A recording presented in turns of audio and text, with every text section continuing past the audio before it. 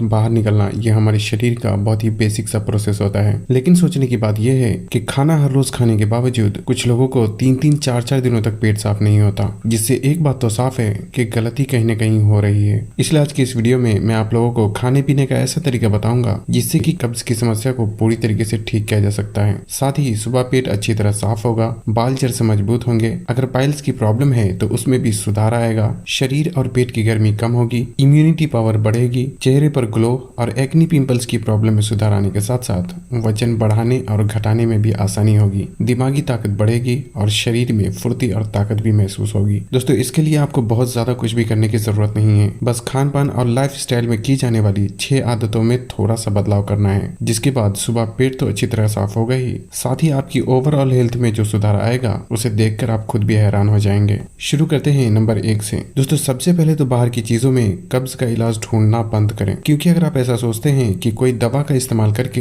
इस समस्या से छुटकारा पा सकते हैं तो आप बिल्कुल गलत सोचते हैं। और ऐसा इसलिए क्योंकि कब्ज अपने आप में कोई बीमारी बिल्कुल भी नहीं है, बल्कि ये समस्या अक्सर ही खाने पीने में की जाने वाली गलतियों की वजह से शुरू होती है। इसलिए कब्ज की समस्या को ठीक करने के लिए तरह तरह की दवाइयों का इस्तेमाल करना सिर्फ और सिर्फ पैसे की बर्बादी है। यहाँ तक कि पेट साफ करने के लिए हर दिन चूरन का इस्तेमाल करना भी इस समस्या को ठीक करने का सही तरीका बिल्कुल भी नहीं है, क्योंकि चूरन आंतों में जबरदस्ती कॉन्ट्रैक्शन पैदा करता है, जिससे कि पेट तो साफ हो जाता है, लेकिन इसका हर दिन इस्तेमाल करने की वजह से आंतें कमजोर हो जाती है और फिर शरीर को भी इसकी धीरे धीरे आदत होने लगती है। इसलिए चूरन का कभी कभी तो इस्तेमाल किया जा सकता है, लेकिन हर दिन इसका इस्तेमाल बिल्कुल भी नहीं करना चाहिए।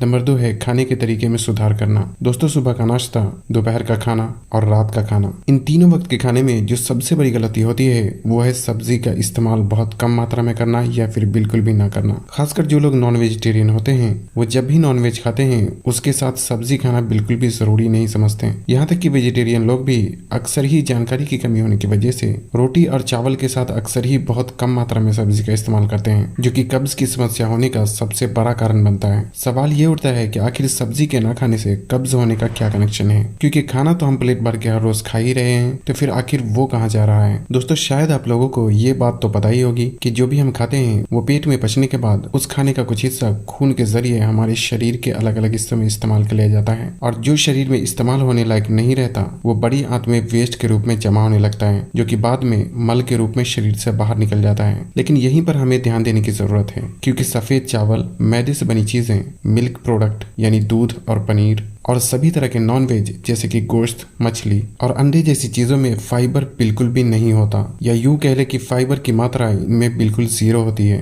जिसकी वजह से ये पचने के बाद ज्यादातर हमारे शरीर में ही इस्तेमाल हो जाता है, जिससे कि बड़ी आंत में वेस्ट पदार्थ इतनी कम मात्रा में जमा होता है जो कि रुक जाता है और आसानी से बाहर नहीं निकल पाता, जिसकी वजह से कब्ज की समस्या पैदा होने लगती है। इससे यहाँ एक बात तो साफ है कि ठीक से पेट साफ होने के लिए बड़ी आंत में वेस्ट पदार्थ ज्यादा मात्रा में जमा होना बहुत जरूरी होता है, और ठीक ऐसा ही तब होता है जब सब्जियों का ज्यादा मात्रा में इस्तेमाल किया जाता है, क्योंकि सब्जी और फल में फाइबर की मात्रा ज्यादा होने की वजह से ये पेट में पचने के बाद थोड़ा शरीर में इस्तेमाल होता है, और जो फाइबर की मात्रा इसमें होती है वो लगभग पूरा का पूरा बड़ी आंत में आकर जमा हो जाता है। इसलिए खाने में सब्जी की मात्रा जितनी ज्यादा होती है, बड़ी आंत में वेस्ट पदार्थ भी उतनी ही ज्यादा मात्रा में जमा होता है, और जब बड़ी आंत में वेस्ट पदार्थ ज्यादा मात्रा में जमा होता है तो खुद ब खुद ही प्रेशर अच्छी तरह आता है, और फिर हर सुबह पेट भी आसानी से अच्छी तरह साफ होता है। लेकिन इसका मतलब ये बिल्कुल भी नहीं है कि आपको बस सब्जी ही खाते रहना है, बल्कि आपको अपने खाने को बैलेंस करना चाहिए, और जो कि अब मैं आप लोगों को बताता हूँ कि आप अपने खाने को किस तरीके से बैलेंस कर सकते हैं। मिसाल के तौर पे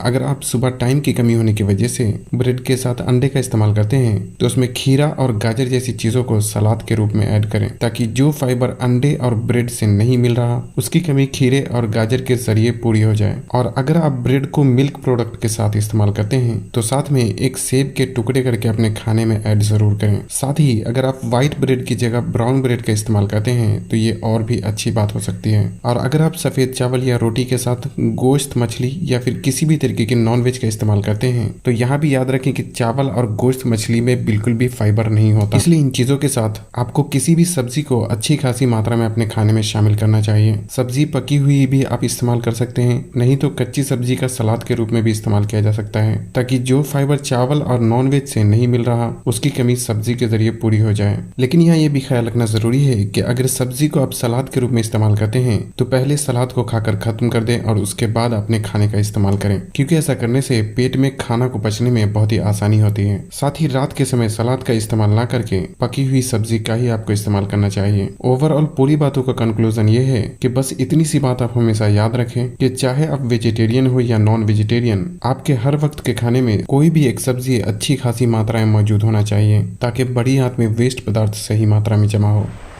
नंबर 3, दोस्तों मुझे ये भी पता है कि हर किसी के लिए हर वक्त के खाने में सब्जी का इस्तेमाल करना पॉसिबल नहीं है। खासकर जो लोग नॉन वेजिटेरियन होते हैं उसके लिए हर दिन नॉन वेज के साथ सब्जी भी पका पाना एक बहुत ही मुश्किल काम होता है। और कभी कभी ऐसा भी होता है कि कुछ लोगों को बाहर खाना खाना पड़ता है। इसलिए ऐसे में जिस दिन भी आप किसी वजह से सब्जी का ज्यादा मात्रा में इस्तेमाल ना कर पाए तो आपको इसबगोल की भूसी का इस्तेमाल करना चाहिए। बेसिकली इसबगोल एक फाइबर सप्लीमेंट होता है जो कि सब्जी ना खाने की वजह से जो फाइबर की कमी होती है इसबगोल की भूसी का इस्तेमाल करने से ये उसकी कमी को पूरी कर देता है। इसलिए जब भी आपको लगे कि आप खाने में सब्जी का ठीक से इस्तेमाल नहीं कर पाए हैं तो उस दिन आपको इसबगोल की भूसी का इस्तेमाल जरूर करना चाहिए। इसके लिए 1 गिलास पानी में 1 छोटा चम्मच इसबगोल की भूसी डालकर कुछ देर के लिए छोड़ दें और जब वो पूरी तरह फूल जाए तो उसका आपको खाने के 10 मिनट पहले या फिर खाने के आधे घंटे बाद इस्तेमाल किया जा सकता है। ये आप किसी भी कंपनी का इस्तेमाल कर सकते हैं, लेकिन ख्याल रखें कि अच्छे रिजल्ट के लिए आपको हमेशा ही बिना फ्लेवर वाले इसबगोल का इस्तेमाल करना चाहिए। इसबगोल की भूसी क्योंकि फाइबर सप्लीमेंट होता है इसलिए इसका डेली भी इस्तेमाल किया जा सकता है। एक बात का और ख्याल रखें कि इसबगोल को पानी में डालने के बाद ये 5 मिनट के अंदर ही पूरी तरह फूल जाता है, इसलिए आपको इसे बहुत ज्यादा देर तक रखकर छोड़ने की बिल्कुल भी जरूरत नहीं है।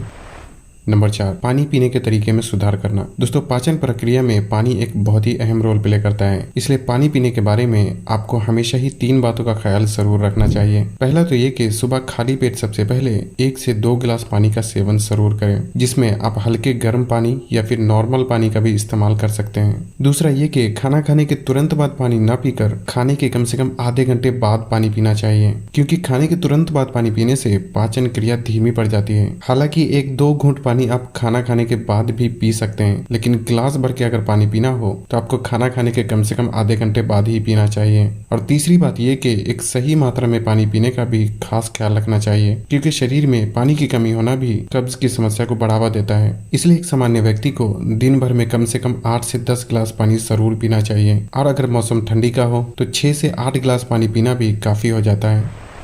नंबर 5 है फिजिकल एक्टिविटीज। दोस्तों शरीर में ब्लड का सर्कुलेशन जितना अच्छा होता है पाचन भी उतनी ही बेहतर तरीके से काम करता है और सुबह पेट भी अच्छी तरह साफ होता है। इसलिए हर किसी को दिन भर में कम से कम आधे घंटे के लिए भी कोई मेहनत का काम जरूर करना चाहिए, क्योंकि बस यही एक तरीका है जिसके जरिए शरीर में ब्लड का सर्कुलेशन को तेज किया जा सकता है। और इसके लिए आप रनिंग कर सकते हैं, किसी भी भाग दौड़ वाले खेल में हिस्सा ले सकते हैं, घर में या जिम में एक्सरसाइज कर सकते हैं, या कोई भी मेहनत का काम किया जा सकता है जिससे कि पसीना निकले। ऐसा करने से शरीर का ब्लड सर्कुलेशन तो तेज होता ही है, साथ ही बदन की गर्मी भी बाहर निकलती है। और हर दिन सिर्फ आधे घंटे ही अगर आप ऐसा करते हैं तो पाचन क्रिया में सुधार आने के साथ साथ आपके पूरे शरीर में जो फायदे और बदलाव दिखेंगे उसके बाद आप खुद को एक्सरसाइज और मेहनत का काम करने से रोक ही नहीं पाएंगे।